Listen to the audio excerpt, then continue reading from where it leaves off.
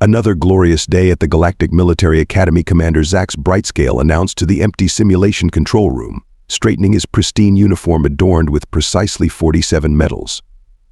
His silver scales caught the morning light streaming through the observation windows, creating a dazzling display that would have been impressive if anyone had been there to see it. The legendary siege instructor ran a clawed hand over his command console, savoring the familiar touch of success. For 300 cycles, he had overseen the most prestigious combat simulation in the known galaxy. The Impenetrable Fortress, they called it.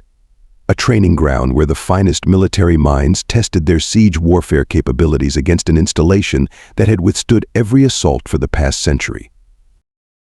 "Computer, display the current record holder," Brightscale commanded, his voice carrying the weight of tradition. The holographic display flickered to life, showing the proud Vixarian assault team that had achieved the fastest unsuccessful attempt. General Callis and her elite squad had managed to last an impressive 4 hours before their resources were depleted. The simulation had been designed to be impossible to win. After all, its purpose was to teach humility and resource management to overconfident cadets. But Brightscale chuckled, remembering the day the Vixarians had made their attempt.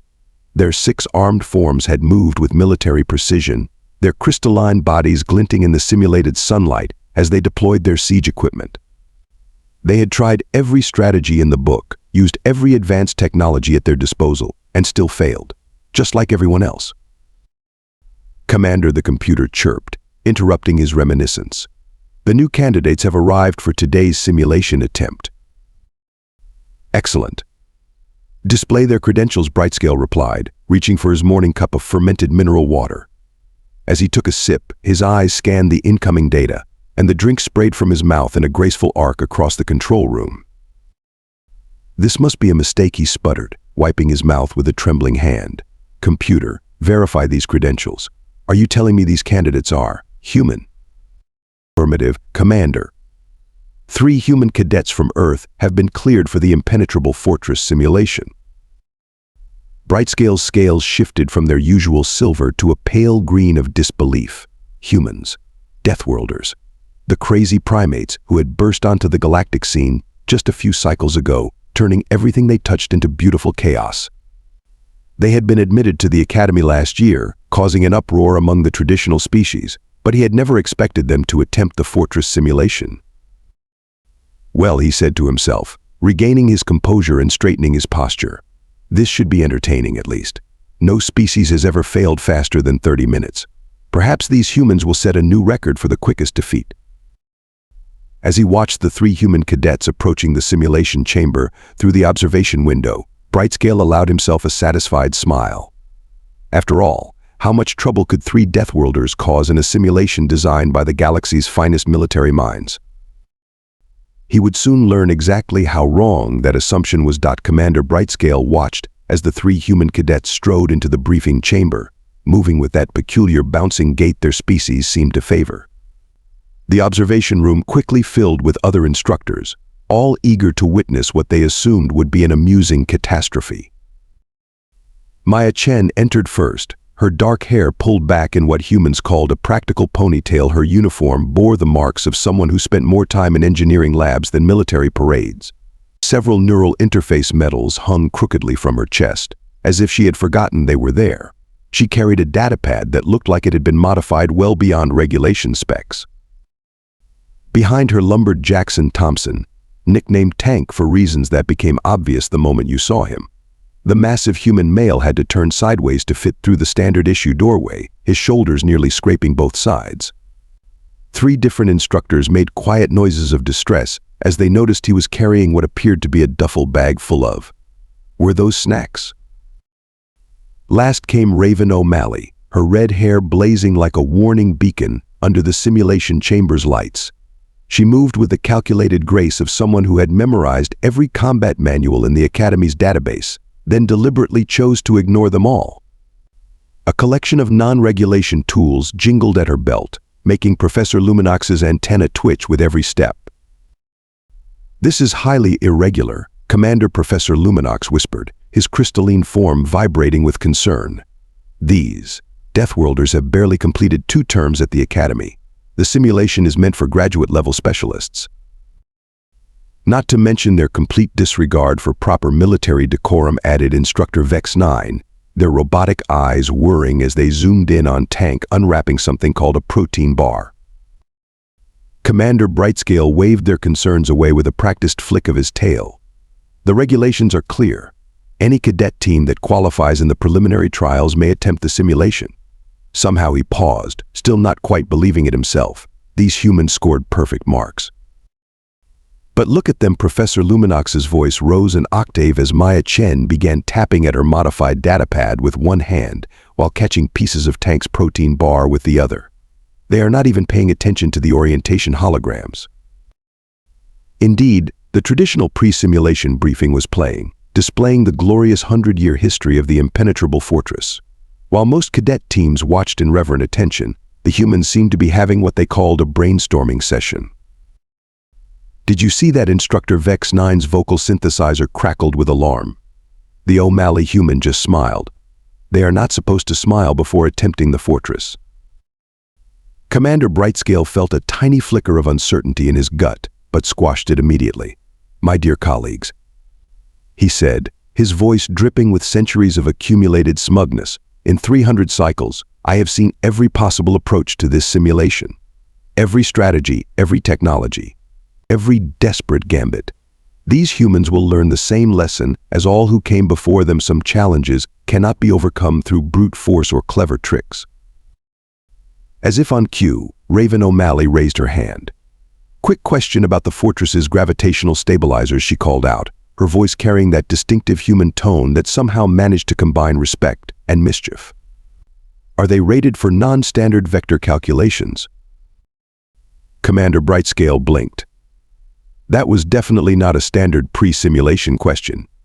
"The gravitational systems are not relevant to the exercise, Cadet O'Malley." "Oh, perfect," Chen exclaimed, typing something into her datapad with alarming speed. "That means they're not shielded against localized field manipulations." For the first time in 3 centuries, Commander Brightscale felt a drop of nervous sweat roll down his scales. The traditional pre-siege ceremony began with its usual pomp and circumstance. Ancient holograms flickered to life, showing the countless failed attempts of the galaxy's finest military minds. Commander Brightscale stood at his podium, reciting the sacred words that had preceded every attempt for the past century. "Behold the impenetrable fortress," he intoned gravely, while Tank Thompson continued to munch on something called a chocolate energy bar. The massive human was on his 4th one. "For 100 years, it has stood as a testament to the futility of..." "Wait, Cadet Thompson, are those crumbs on your uniform?" "Sorry, Sir," Tank replied, brushing off his shirt. "But you mentioned this could take hours, and my metabolism requires approximately 12,000 calories to function at peak efficiency." He paused thoughtfully. "By the way, what's the load-bearing capacity of the fortress's outer walls?" Professor Luminox's crystalline form vibrated with increasing distress. "The structural specifications are not relevant to the..." "About 50,000 standard pressure units per square meter," Chen answered without looking up from her datapad. "I checked the building codes in the Academy's public database. Pretty standard stuff." Commander Brightscale cleared his throat loudly. "If we may continue with the sacred ceremony. As I was saying, the simulation parameters are absolute. The fortress is equipped with state-of-the-art defense systems, regenerating shields, and automated countermeasures. Your objective is to breach the main gate and reach the central command room." Raven O'Malley raised her hand again. "Quick question about those automated countermeasures. They run on standard prediction algorithms, right? The ones based on the Galactic Military Code of Conventional Warfare." "Of course," Commander Brightscale replied, his scales rippling with pride. "The most advanced combat prediction systems in the galaxy." "Excellent," Raven grinned, sharing a look with her teammates that made several instructors take involuntary steps backward. "So they're only programmed to respond to, actual military tactics." Professor Luminox's antenna began twitching violently. What other kind of tactics would there be? The 3 humans exchanged another one of those looks that seemed to communicate volumes without words.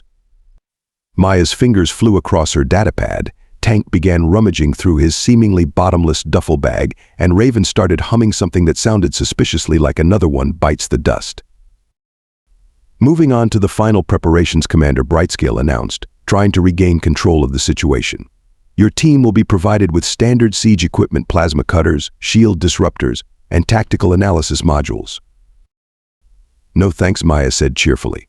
We brought our own gear. Just need a power outlet and maybe some duct tape. Duct. Tape. Instructor Vex 9's vocal synthesizer glitched on the unfamiliar word. Yeah, you know, the universal repair tool. Tank pulled out a silver roll of what appeared to be primitive adhesive material. Never start a siege without it. Commander Brightscale felt a headache building behind his eye ridges. Cadets, this simulation has stood undefeated for 100 years. The finest minds in the galaxy have tried and failed. Perhaps you should take this more seriously. Oh, we're taking it very seriously, Raven assured him, checking something on her wrist computer.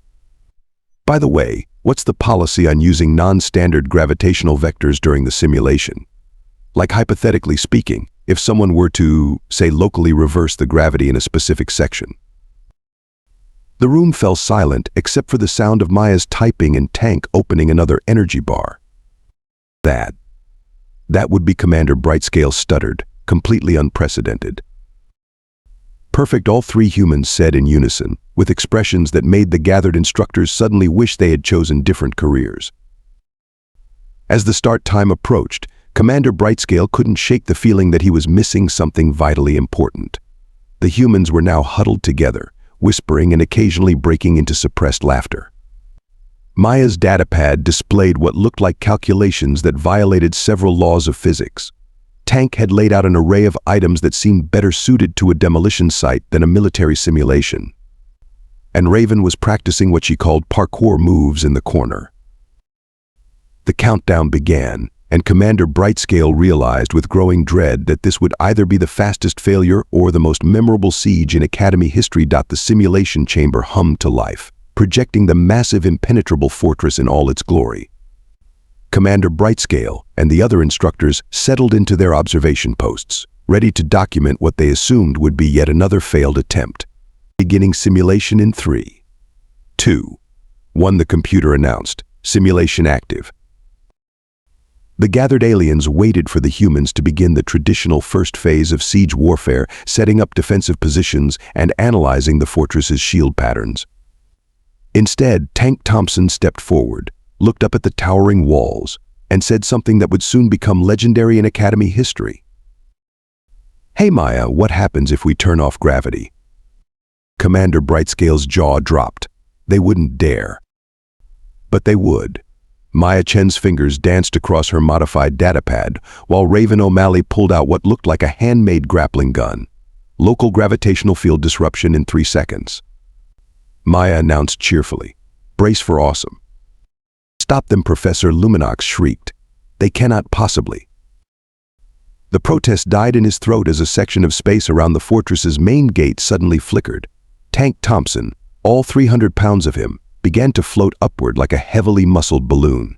He was grinning and, was that a rocket-propelled hammer in his hands? This is unprecedented, Commander Brightscale sputtered into his recording device. The humans are completely ignoring standard siege protocols. They have somehow created a localized zero-gravity field and, by the sacred algorithms, what is Cadet O'Malley doing with that tape? Raven had indeed produced several rolls of duct tape and was using them to create what she called a makeshift inertial compensation system, which appeared to be nothing more than strips of tape arranged in cross patterns across her uniform. The automated defense systems are not responding, Instructor Vex 9 reported, their robotic eyes whirring in confusion. They are programmed to defend against siege weapons and traditional attacks, not whatever this is. Maya's voice crackled over the comm system. Hey Tank, ready for Operation Bowling Ball. Born ready, Tank replied, now completely inverted near the top of the fortress wall. He pulled back his rocket hammer and began to spin. The hammer's propulsion system engaged, turning the massive human into a kind of weaponized gyroscope. They cannot be serious, Commander Brightscale whispered. But they were. With a whoop of pure joy, Tank released his grip on the hammer, converting his rotational momentum into forward motion. He shot toward the fortress wall like a human cannonball, trailing strips of duct tape and protein bar wrappers. Impact in 3. Maya called out, her fingers flying across her datapad. 2, 1. The fortress's shields, designed to repel energy weapons and explosive devices, had no protocol for dealing with a laughing human missile. Tank crashed through them like they were tissue paper, creating a tank-shaped hole in the outer wall. Breach achieved, Raven announced, firing her grappling gun through the newly created opening. Maya, you're up. Show them why they call you the physics nightmare. Commander Brightscale watched in horror as Chen activated what she had dubbed the gravity gradient, a cascading series of gravitational field manipulations that turned the fortress's internal corridors into something resembling a deranged amusement park ride. The defensive turrets cannot acquire a target, Professor Luminox wailed. The targeting systems are based on normal ballistic trajectories. They cannot track targets moving in perpendicular gravity fields. Indeed, Maya had created a patchwork of gravity fields pointing in different directions. Raven O'Malley was now running on the walls, then the ceiling, then back to the walls, her duct tape inertial system somehow keeping her stable as she disabled security systems that had never been designed to look up, or down, or sideways. Time check, Commander Brightscale croaked, his scales now a pale shade of disbelief. 3 minutes and 42 seconds since simulation start, the computer replied helpfully. Tank's voice boomed over the comm system. Found the central command room, but the door's locked. Permission to use the universal key. What universal key? Commander Brightscale asked, dreading the answer. The answer came in the form of Tank Thompson, who had apparently used the zero gravity field to position himself as a battering ram, launching himself at the command room door with what he called his special delivery knock. The door, designed to withstand plasma cutters and explosive charges, stood no chance against several hundred pounds of enthusiastic human moving at speed. Tank burst through it in a shower of metal and victory cries. Central command room secured, Maya reported. Total time from start to finish 4 minutes and 17 seconds. The simulation chamber fell silent, except for the sound of debris settling and Tank opening another protein bar. Commander Brightscale stared at the display, his mind refusing to process what he had just witnessed. Computer, he said weakly, please verify the simulation results. Simulation complete. All mission objectives achieved. New record established 4 minutes, 17 seconds. Previous record of 4 hours has been officially surpassed. As the humans high-fived each other and began discussing something called a victory dance, Professor Luminox turned to Commander Brightscale with his crystalline form trembling. Commander, he said in a shell-shocked voice, I believe we may need to update the simulation parameters. Update them? Commander Brightscale laughed hysterically. We need to rewrite the entire galactic book of siege warfare. They use duct tape and protein bars to breach an impenetrable fortress. From the simulation chamber, Tank's voice boomed out once more. Hey, who wants to try it again? I bet we can do it in under 4 minutes this time. The Academy's analysis chamber had never been so crowded. Instructors from every department crammed into the room, jostling for a better view of the holographic replay. Commander Brightscale stood at the center, attempting to maintain his dignity while explaining how 3 human cadets had just rewritten a century of military doctrine. As you can see, he said, his voice only slightly quavering, the humans employed what they call basic physics principles to achieve their breakthrough. Cadet Chen, would you care to explain your approach? Maya stepped forward, still tapping away at her datapad. Sure, it's pretty simple really. Most galactic siege technology is based on energy weapons and force fields, right? But nobody ever thinks about good old-fashioned Newtonian mechanics. Newton, Professor Luminox's crystalline form refracted light in confusion patterns. Is that some advanced Earth combat system? Nah, Tank chimed in, somehow having produced yet another protein bar from his seemingly bottomless supply. He's just some old guy who got hit on the head with an apple and figured out gravity. The room erupted in confused murmurs. Commander Brightscale raised his hands for silence. Please, Cadet Chen, continue with the technical explanation. Right, so first we looked at the fortress's defenses. Super advanced stuff, very impressive. But you know what they all had in common? They assumed attacks would come from logical directions. Maya pulled up her calculations, displaying a dizzying array of vectors and force diagrams.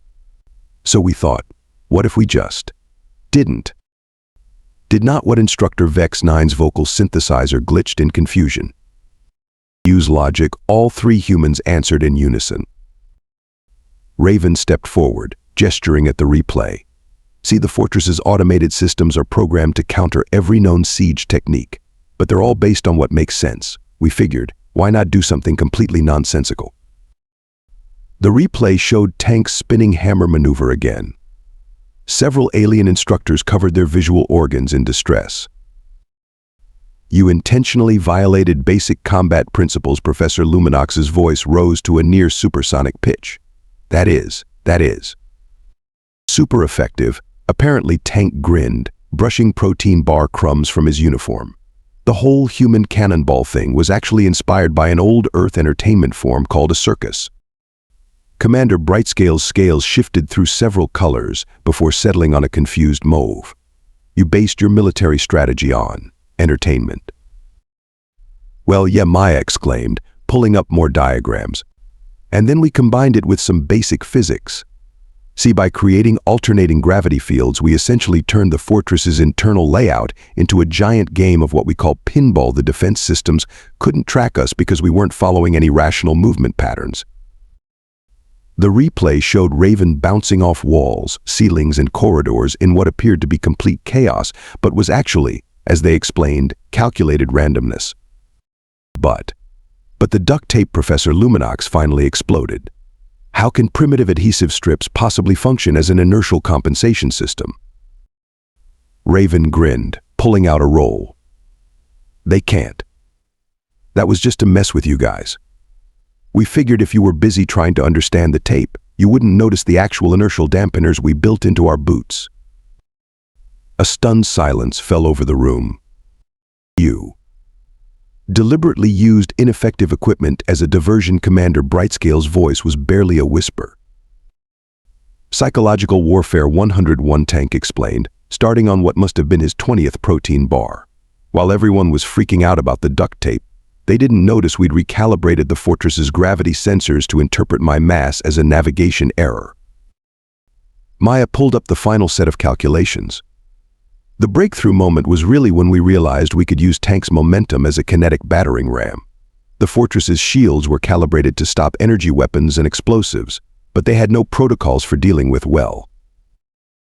A very excited large human moving very fast in the wrong direction, Raven finished, high-fiving Tank. The analysis chamber erupted into chaos. Military theorists argued about rewriting defensive protocols.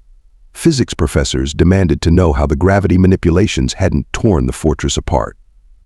One particularly distressed instructor was trying to calculate the caloric requirements of Tank's protein bar consumption. But what about the sacred principles of siege warfare? Commander Brightscale asked weakly. Oh, those were super helpful, Maya said brightly. They gave us a perfect list of exactly what not to do. Once we knew all the logical approaches, we just had to do the opposite of everything in the manual. The replay reached its conclusion, showing Tank's final breach of the command room door. Several instructors winced at the impact. Computer, a shell-shocked Professor Luminox called out. What was the structural integrity of the command room door? The door was rated to withstand 99.9% of known siege weapons, the computer replied. However, there was no protocol for defending against what the humans classified as a yet attack, supported by gravitational yeeting dynamics. A what attack? Commander Brightscale asked, immediately regretting the question. It's when you throw something really hard but with style, Tank explained helpfully. In this case, the something was me. The room fell silent again, broken only by the sound of Tank opening another protein bar and Maya's cheerful typing as she apparently calculated new ways to break physics. Commander Raven said, a worrying glint in her eye, we've been thinking. You know how the simulation's now set up for traditional top-down siege approaches? Yes, Commander Brightscale replied cautiously. What if we tried it sideways next time? The sound of Commander Brightscale's forehead hitting his desk was drowned out by the enthusiastic cheers of 3 human cadets already planning their next assault on the laws of conventional warfare. The official announcement of the new siege record appeared on the Academy's central display with all the gravity of a funeral notice. Commander Brightscale stood before the assembled student body, his scales cycling through colors that hadn't been seen since the Great Chromatic Panic of 2157. "It is my duty," he began, his voice cracking slightly, "to announce that the century-old record for the Impenetrable Fortress simulation has been absolutely demolished." Tank called out helpfully from the front row, where he was sharing protein bars with a group of fascinated auxilian cadets. "Yes," Commander Brightscale continued, twitching slightly. "The previous record of 4 hours has been reduced to 4 minutes and 17 seconds by the human team of Chen, Thompson, and O'Malley." The assembly hall erupted into chaos. Several crystalline species began vibrating at frequencies that shattered nearby drinking glasses. A group of energy-based life forms temporarily lost cohesion from shock. Furthermore, the commander pressed on, now speaking in the tone of someone reading their own obituary. "The Academy board has been forced to." He paused, took a deep breath, and finished in a rush, completely rewrite the simulation parameters. "Don't forget to mention the new gravity protocols," Maya shouted cheerfully from where she sat cross-legged on the ceiling, still testing her modified gravity manipulators. Commander Brightscale's eye ridges twitched violently. "Yes, the new protocols now include defenses against non-standard gravitational attacks, unauthorized use of protein bar-based warfare, and something called yeet dynamics." "We're really proud of that last one," Raven commented, absently juggling 3 rolls of duct tape. "It's not every day you get a whole new field of combat physics named after you." Professor Luminox, who had been undergoing crystal therapy since witnessing the simulation, stepped forward. "We have also," he announced, his voice still carrying a slight tremor, "added new regulations regarding the creative use of snack foods as tactical equipment." Tank looked genuinely disappointed. "So no more using protein bar wrappers to confuse sensor systems." "The wrappers are specifically mentioned in paragraph 47, subsection C," Commander Brightscale muttered, "along with any other suspiciously mundane items that may or may not be exactly what they appear to be." The assembly hall's AI chose this moment to display a highlight reel of the record-breaking run. Commander Brightscale's scales shifted to a previously unknown shade of distress as the footage showed Tank's spinning hammer maneuver again. In light of these unprecedented developments, he continued, gripping the podium for support, "The Academy has established a new committee, the Human Tactics Prevention and Response Team." Prevention. Maya looked up from her datapad, where she was apparently calculating ways to weaponize homework. "That sounds like a challenge." "No," Commander Brightscale's voice rose an octave. "It is not a challenge. It is specifically meant to prevent. To stop." He trailed off as he noticed all 3 humans grinning at him. "Oh, sacred algorithms, you're already planning something, aren't you?" U.S. Raven asked innocently, while behind her back Tank and Maya exchanged a complicated series of hand signals that made several security AIs crash. "We're just simple cadets, eager to learn." Commander Brightscale slumped against the podium. "The simulation was perfect," he whispered. 100 years of teaching proper military doctrine, ruined by 3 humans with snack food and adhesive strips." "Don't forget the power of physics," Maya added brightly. "Newton's laws are universal, after all, even if you use them upside down and backwards."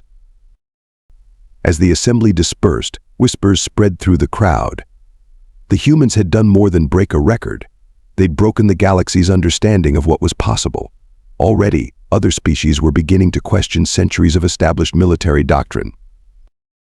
Commander Brightscale watched as a group of Vixirian cadets approached the humans, asking questions about something called parkour nearby. An auxilian physics student was trying to calculate the exact momentum requirements for what Tank called the fastball special. "You know what the real irony is," Professor Luminox said, his crystalline form still showing stress fractures from the day's events. "We designed that simulation to teach humility."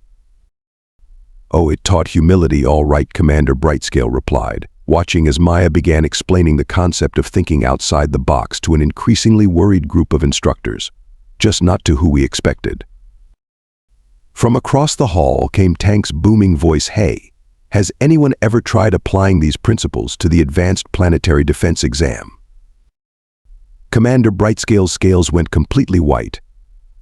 As the sound of human laughter mixed with alien panic filled the hall, he made a mental note to update his retirement paperwork. The galaxy, it seemed, would never be quite the same again.